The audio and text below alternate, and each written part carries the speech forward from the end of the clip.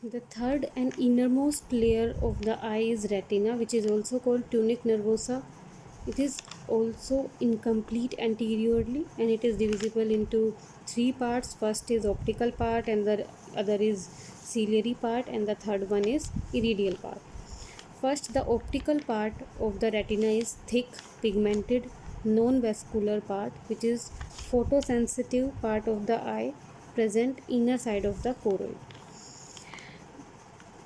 In this optical part, there are present pigment cells, photoreceptors, bipolar neurons, ganglion cells, and nerve fibers. Photoreceptors of this optical part is of two types, rods and cones.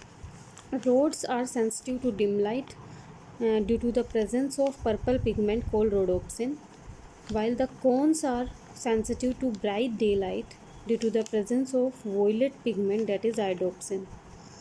The pigeon eye, being diurnal bird, pigeon have more cones as compared to rods. There are present two spots in this optical part. These are, first is yellow spot and other is blind spot. This yellow spot are two in number in case of pigeon, while it is single in case of mammals. These yellow spots are area centralis, also called macula lutea, and other one is temporal fovea. Area centralis is with only cones present in it, so it is more sensitive to light vision than the night vision, and there is also a small depression inside this macula lutea, which is called fovea centralis, and this area centralis or macula lutea is used for lateral or monocular vision.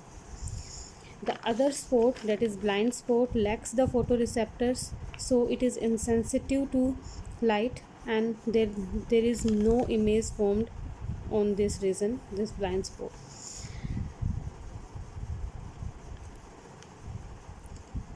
This temporal fovea, area central se temporal fovea, it is used for forward or binocular vision, and it is less developed in pigeon. Then this optical part, the lower portion of the optical part is with a another droplet called yellow droplet, while its upper part is with red droplet. These two droplets, that is yellow and red, they act as filter and they increase the color vision of the pigeon. The next part of the retina is ciliary part. It is thinner pigmented part, and the ciliary part of the retina and the ciliary part of the uvea collectively form ciliary body. The next part is iridial part. It is also thinner and pigmented part. The iridial part of the retina plus iridial part of the uvea collectively form a structure called iris.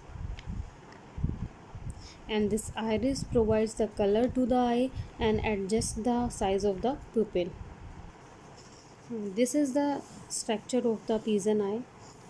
Here we can see this layer is cornea, anterior layer of the fibrous tunica, and this layer at the posterior side is sclerotic, and inner to the sclerotic is choroid layer, and the innermost layer is retina.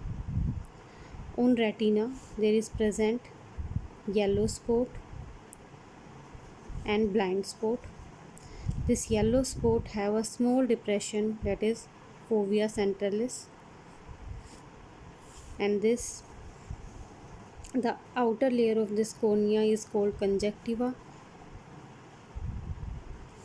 There is present two ciliary muscles, that is Bruch's muscles and Crampton muscles. This is Crampton's muscles and this is Bruch's muscles, which adjust the size. Within the in between the lens and the cornea there is present a chamber, that is aqueous chamber, and the another chamber is behind the lens and between the lens and the retina. This is vitreous chamber. There is also present sclerotic ossicles at the junction of cornea and sclerotic. This sclerotic ossicles 10 to 12 small rings like structure. This lens is um this lens is further the lens of the pigeon is very soft, palleable, transparent, crystalline structure, and it's biconvex in shape. That is, it is more concave on the posterior part, and is suspended with the help of a ligament called suspensory ligament.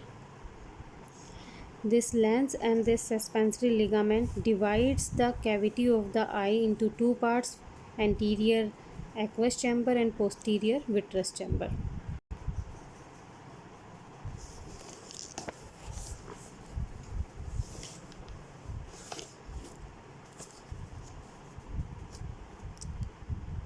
This anterior aqueous chamber is smaller and it's filled with a transparent watery fluid, that is aqueous humor, which provide the nutrition to the eye, nutrition to the cornea and lens, and it also helps to inflates the eyeball and it give the shape to the eye. It also supports the lens and it refracts the light rays to focus on the retina. The vitreous chamber is posterior and larger part between the lens and the retina, and it is filled with transparent gelatinous vitreous humor which perform the functions similar to aqueous humor, except that it didn't provide the nutrition to the lens and the cornea. Now there is another structure present in the pigeon eye. This is pecten, a fan-like structure, comb-like structure made up of lamella, and this is lamella, comb-like lamella and axis. This this pecten is present. This pecten is projected in the vitreous humor from this blind spot, and it is also called conus papillaris. It is thought to be um, that it helps in accommodation of the eye, and it provides nutrition to the retina, plus it regulates the intraocular pressure of the eye, and lastly it helps in better perception of movements of the object. This is the whole structure and function of the pigeon eye, and that's it. Thank you so much.